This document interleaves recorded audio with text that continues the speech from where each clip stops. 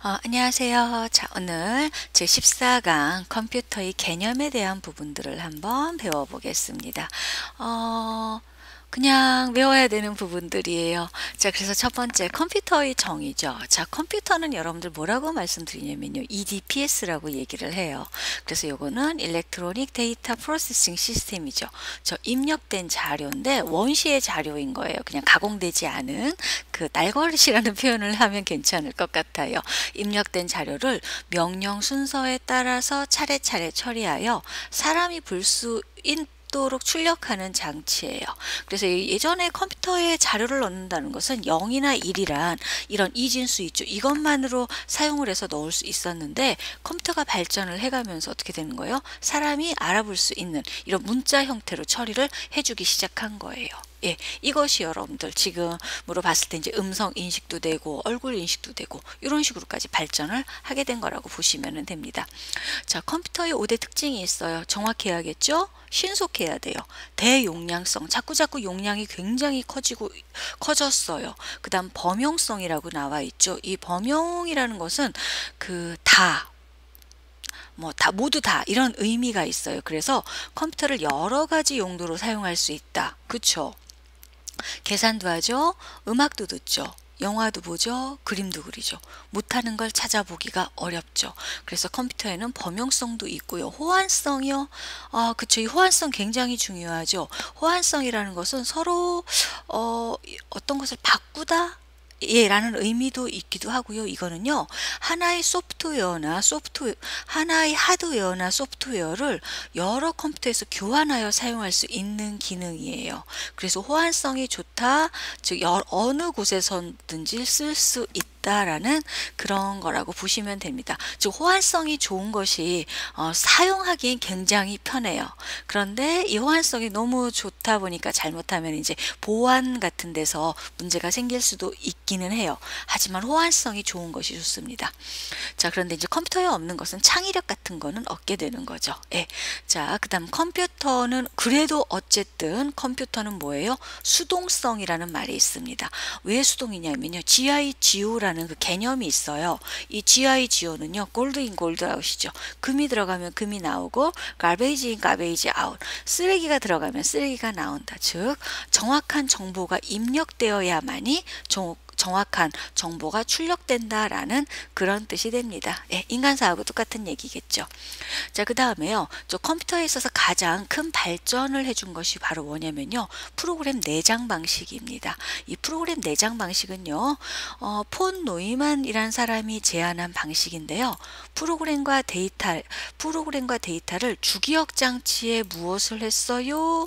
저장을 했어요. 이게 중요해요. 주기억 장치라는 것이 나오면서 저장해주고 주기억 장치에 있는 프로그램 명령어를 하나씩 차례대로 수행하는 방식이었어요. 그러니까 처음에 나왔던 컴퓨터는요. 이런 기억 장치란 개념이 없었어요. 그래서 전원을 끈다던가 이렇게 되면은 모든 것을 처음부터 다시 시작해야 되는 부분들이 있었는데 이렇게 프로그램 내장 방식이 나옴으로 인해서 전원이 꺼져도 어때요? 이제는 그 모든 명령어가 살아있는 그런 일이 생긴 거죠. 그래서 프로그램 내장 방식을 최초로 도입한 컴퓨터가 뭐다? 에드삭입니다. 그래서 우스갯소리로 저희가 이제 컴퓨터 처음 배울 때 그렇게 얘기했어요. 사갔다라는 표현 쓰죠. 삭은 것을 구제했다. 예, 그래서 에드삭 프로그램 내장 방식을 처음 만든 것은 뭐다? 에드삭이다. 이렇게 해서 외웠던 기억이 있습니다. 자, 컴퓨터의 세대별 특징이에요. 1세대 컴퓨터죠.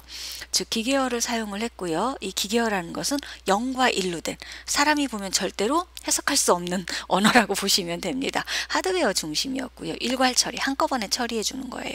자, 컴퓨터가 눈부시게 발전한 시대는 2세대부터입니다. 자, 주요 소자 트랜지스터 썼고요. 고급 언어 개발이라고 하는데 이 고급 언어라고 보시면은 코볼이나 포트란 예전에 그런 언어였어요. 운영체제 대표적인 게 윈도우라고 보시면 되겠죠. 예. 자, 그런데 그 전에 이제 도스 세대를 얘기해 주면 됩니다. 온라인, 온라인 실시간 처리해 주는 거 알죠? 온라인 예, 바로바로 데이터가 들어오는 즉시 처리해 주는 거. 이 반대 개념이 일괄 처리죠. 모았다 처리해 주는 거고요. 다중 처리요.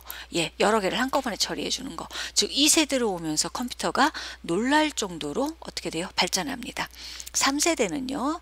주요 소자를 IC 직접 회로를 썼고요. 자, 이때부터 시 분할 처리를 했습니다. 시간을 나누어 두는 거예요. 타임 쉐어링 시스템이라고 해서 시간을 분할을 해가지고서 잠깐 컴퓨터가 쉬는 시간에 그 쉬는 시간을 이용해서 어떻게 줘요? 다른 데이터를 처리해 주는 기능이죠. 그 다음 다중 처리 한꺼번에 처리해 줄 수 있고요. OCR, OMR 들어보셨죠? OCR, OMR 예, 광학 문자 처리 그 다음 OMR 카드 MICR, MIS가 도입이 됐습니다. 자, 제4세대부터 고밀도 직접 회로인 LSI가 들어왔고요. 요때 개인용 컴퓨터가 들어오기 시작했습니다. 예, 마이크로 프로세서가 개발이 됐고요. 네트워크가 여기서부터 처리가 됐어요. 분산 처리가 됐고요. 5세대 자, 고밀도 직접 회로인 VLSI가 들어와 있고요. 자, 5세대부터 인터넷 인공지능, 퍼지 이론, 예, 이런 전문가 시스템 등이 발전할 시대입니다. 그래서 세대별 특징은요, 진짜 몇 년에 한 번씩 진짜 나오는 편입니다. 그래서 혹시나 해서 한번 예, 체크를 해봤습니다. 자, 직접 회로의 집적도에 따른 크기 순서 있죠. SSI부터 ULSI까지. 자, LSI, VLSI, 네, ULSI 이런 식으로 들어온 것을 확인할 수가 있습니다. 자, 한번 넘겨볼게요. 자, 그래서요. 자, 컴퓨터의 기원에 대한 부분들입니다. 알고 가셔야 돼요. 요 정도는 알고 가세요. 자, 첫 번째 파스칼이 계산기라고 그래요. 개발자가 파스칼이에요. 자, 얘는요 뭐가 가능했는지 아세요? 덧셈 뺄셈이 가능한 최초의 기계식 계산기가 나왔어요. 예, 요때 최초의 기계식 계산기가 나왔고요. 자, 두 번째 뭐가 나왔냐면은 천공카드라는 게 있어요. 홀로리스. 자, 요거 천공카드 이렇게 종이에 구멍 뚫은 거예요. 아, 사실은 저도 못 봤어요. 요거는요. 예, 인구 통계에 썼어요. 이것만 알아두셔도 돼요. 국세조사에 이용을 하려고 그쵸, 중요하죠. 국세조사에 이용을 하려고 인구 통계에 썼고요. 자, 그 다음에 최초의 전자계산기가 뭐다? 애니악이다. 사람 몰라도 돼요. 컴퓨터가 처음 나왔을 때 얼마나 놀랬겠어요. 그래서 애니악입니다. 예, 최초의 전자계산기고요. 두 번째, 아까도 했었죠. 프로그램 내장 방식을 사용했다. 즉, 주기억 장치, 저장 장치가 들어왔다. 그 전에 컴퓨터들은 다 컴퓨터 전원이 꺼지면 예, 무용지물이 되는 거예요. 처음부터 다시 리셋이에요. 그런데 프로그램 내장 방식이 들어오면서 어떻게 됐어요? 이제 차례차례 꺼내서 쓸 수 있게 됐죠. 그래서 삭은 걸 드디어 해결했어요. 그래서 에드삭이에요. 자, 그 다음에 유니백완입니다. 요거는요 최초의 무슨 컴퓨터다? 상업용 전자계산기에서 요것도 미통계국에서 아마 요것도 새근 거들려고 했었을 것 같아요. 자, 그래서 여러분들 요 정도는 알고 가셔야 될 겁니다. 그래야 문제가 풀려요. 예, 여러분들 문제를 조금이라도 요게요. 예, 한 문제 때문에 떨어지는 경우가 있어서 이렇게 소홀히 다룰 수가 없는 것 같아요. 그래서 한번 봤습니다. 시험 문제 빈도수는 2등급인데요. 사실 그렇게 많은 부분이라고 볼 수는 없습니다. 자, 볼게요. 1번. 컴퓨터의 발전 과정에 관한 설명으로 옳지 않은 거. 예, 1번이에요. 사칙연산 아니었어요. 뭐였죠? 덧셈 뺄셈만 됐어요. 예, 곱셈 나눗셈 못했어요. 자, 두 번째. 자, 뭐는 여기죠. 생활에서 관찰이나 측정을 통해 얻을 수 있는 문자나 그림이죠. 이런 건 여러분들 뭐라고 얘기를 하시면 되냐면요. 그냥 뭐예요? 자료예요. 예, 자료고 이런 것들을 이용 가능한 형태로 바꾼 걸 뭐라고 그런다? 정보라고 그래요. 그 다음에 예, 뭐란? 정보화란, 정보통신의 기술의 혁신을 바탕으로 이런 것들을 한 거죠. 그래서 2번입니다.